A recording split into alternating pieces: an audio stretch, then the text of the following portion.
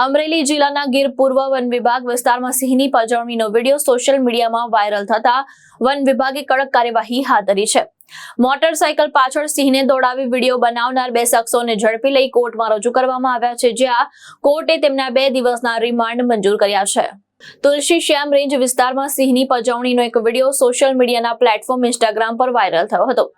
રણજીતભાઈ વાળા નાની ધારી નામના આઈડી પરથી અપલોડ કરાયેલા વિડીયોમાં સિંહ પાછળ મોટરસાયકલ દોડાવી અને હોર્ન વગાડી તેની પજવણી કરવામાં આવતી હોવાનું સામે આવ્યો હતો।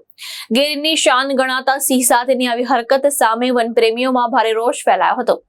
ઘટનાની ગંભીરતાને ધ્યાને લઈ ગીર પૂર્વના નાયબ વન સંરક્ષક વિકાસ યાદવના માર્ગદર્શન હેઠળ વન વિભાગની ટીમે ટેકનિકલ સર્વેલન્સ અને હ્યુમન ઇન્ટેલિજન્સને આધારે ગણતરીના કલાકોમાં જ 2 આરોપીને ઝડપી પાડ્યા હતા।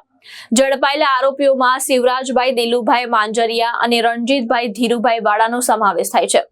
તપાસ દરમિયાન વિડીયો બનાવવા માટે વપરાયેલા iPhone 70 Pro Max, Jio sim card અને હીરો સ્પ્લેન્ડર મોટરસાયકલ જપ્ત કરવામાં આવી હતી। વન વિભાગે આરોપીઓ વિરુદ્ધ વન્ય પ્રાણી સંરક્ષણ અધિનિયમ 1972 ની વિવિધ કલમ હેઠળ ગુનો નોંધી કોર્ટમાં રજૂ કર્યા।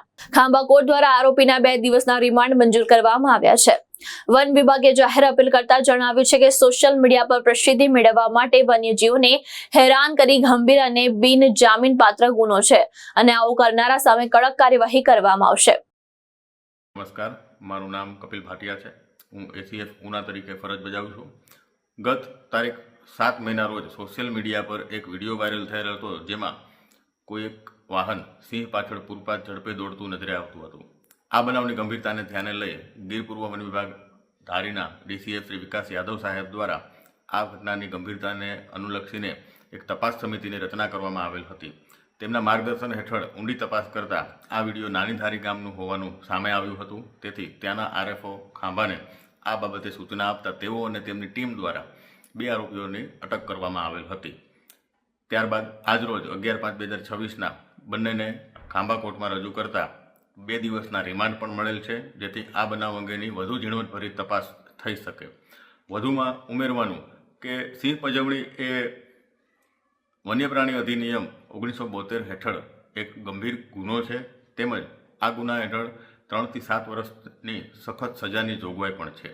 તો લોકોને નમ્ર અપીલ છે કે આવા પ્રકારના બનતા બનાવો જો આપના ધ્યાને આવે તો તુરંત વન વિભાગને અથવા તો લાગુ સ્ટાફને, સ્થાનિક સ્ટાફને તુરંત જાણ કરવી, જેથી આવા પ્રકારના બનાવો બનતા અટકાવી શકાય અને સિંહ જે આપણા ગુજરાત રાજ્યની શાન છે, આપણા દેશની શાન છે, તેની ગરિમા આપણે જાળવી શકીએ, તેનું આપણે સંરક્ષણ સંવર્ધન કરી શકીએ।